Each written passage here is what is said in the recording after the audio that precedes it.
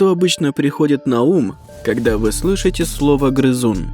Многие представляют себе маленьких вредителей, крадущих зерно и еду, в то время как другие могут подумать о милых домашних питомцах, таких как хомяки и морские свинки.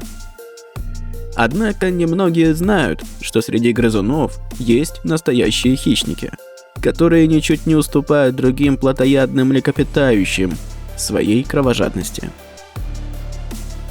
Привет, друзья, вы на канале Эрудит, и герой сегодняшнего видео – самый крупный и сильный плотоядный грызун. Знакомьтесь, ракали, или как ее еще называют, златобрюхая бобровая крыса. Итак, поехали. Ракали, как и многие другие необычные животные, обитают в Австралии, но также встречаются на Тасмании и даже на острове Новая Гвинея. Ракали – это полуводное животное, которое можно встретить только на берегах водоемов, где она выкапывает себе норы. Кроме того, в качестве жилья ракали могут использовать готовые укрытия, такие как пустые бревна или полости в корнях деревьев. А в тех местах, где уже успели побывать люди, в качестве жилья используют даже покрышки и дренажные трубы. Ракали относится к представителям семейства мышиных и имеет довольно впечатляющие размеры.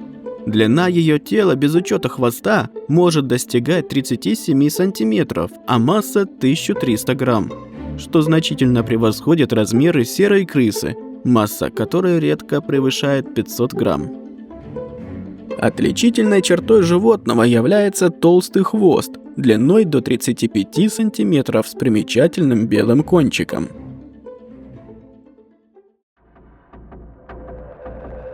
На первый взгляд, ракали выглядит как мирный водоплавающий грызун, напоминающий ондатру или бобра. Однако ее внешний вид обманчив. На самом деле ракали является свирепым хищником, способным охотиться на добычу, сопоставимую с ней по размерам.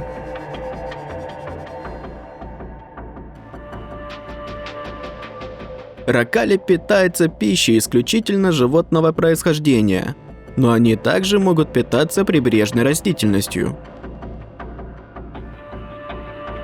Растительный корм появляется в рационе зверька в основном зимой, когда пищевые ресурсы ограничены. Охотятся ракали в основном в воде, и ее добычей могут стать самые разные водные животные. Крысы охотно поедают водяных насекомых и их личинок, включая хищных водяных жуков и водяных клопов.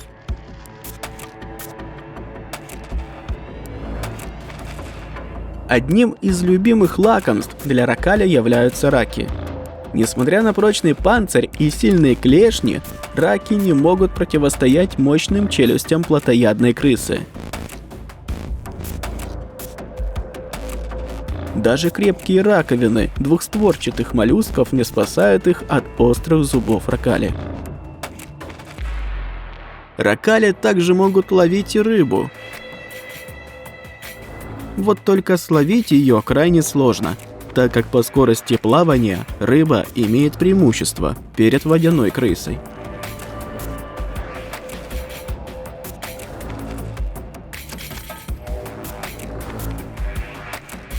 Кроме того, эти кровожадные крысы регулярно разоряют гнезда водяных птиц и даже охотятся на них самих, нападая из-под воды.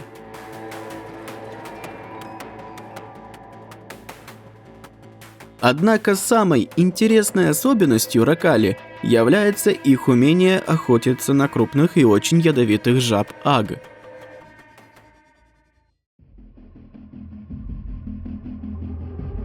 Жаба-ага является одной из крупнейших жаб в мире. Изначально она обитала только в Центральной и Южной Америке.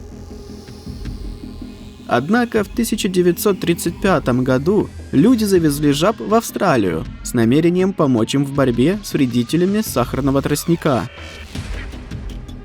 Вот только жабы не знали о своей задаче, и вместо вредителей они начали поедать более легкую добычу, включая представителей уникальной австралийской фауны. В итоге жабы стали приносить больше вреда, чем пользы.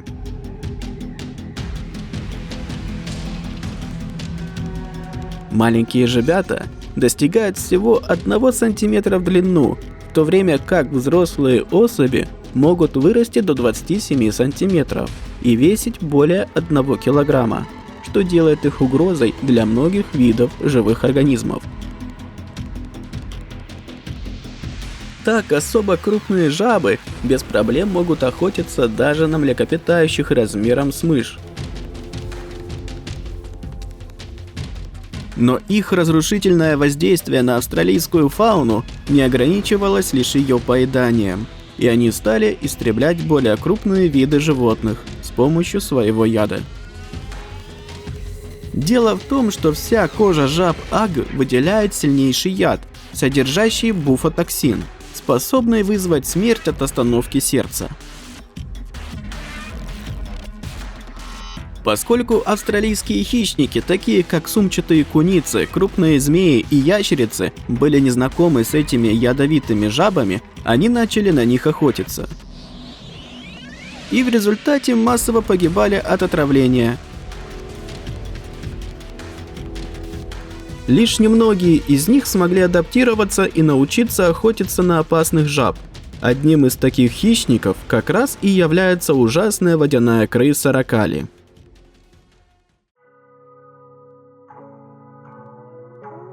Эти грызуны разработали уникальный способ поедания жаб, без риска отравиться их ядом. Ракали ловят жаб, переворачивают их на спину и у еще живых жаб прогрызают отверстия в груди. Затем они передними лапами достают оттуда и поедают безопасные внутренние органы сердца, печень и легкие. Иногда ракали съедают жабьи языки и даже мясо с конечностей, предварительно сняв с них всю кожу.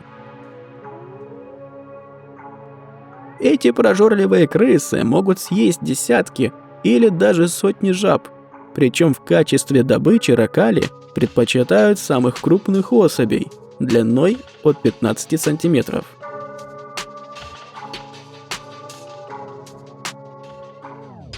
Впрочем, сами ракали также могут стать жертвами некоторых хищников.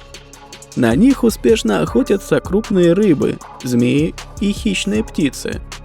Кроме того, значительный урон их популяции наносят лисы и кошки, а также жабы-аги, завезенные в Австралию людьми.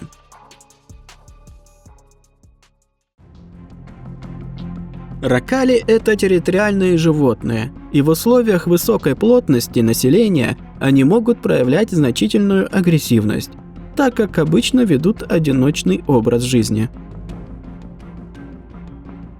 Половая зрелость наступает у самцов в возрасте около 1 года, а у самок в 7-8 месяцев. Размножение златобрюхих водяных крыс происходит весной и летом. Беременность длится около 35 дней. Самка рожает малышей в своем укрытии. Обычно в каждом помете рождается от 2 до 4 детенышей. Потомство рождается голым и слепым, но развивается быстро. Молодняк обычно становится самостоятельным примерно через 35 дней, а через год уже может размножаться. Самки готовы к повторному оплодотворению сразу после родов, поэтому последующие пометы могут появляться с интервалом в 35 дней. Они могут рожать до 5 пометов в год, но обычно их число колеблется от 1 до 3. Продолжительность жизни златобрюхой бобровой крысы в дикой природе около 5 лет. Привычка копать норы в свое время сделала ракали заклятым врагом фермеров. Так что вплоть до 20 века на них безжалостно охотились. Правда, дело тут было не только во вредительстве, но и возможности получить выгоду, так как мех этих зверьков высоко ценился на рынке. К сожалению, интенсивная охота едва не поставила Ракали на грань полного уничтожения, и лишь благодаря вовремя принятым охранным мерам зверька удалось сохранить. Так что на сегодняшний день Ракали не грозит вымирание. А на этом у меня все. Надеюсь, ролик вам понравился. Обязательно им делитесь и пишите комментарии. До скорого!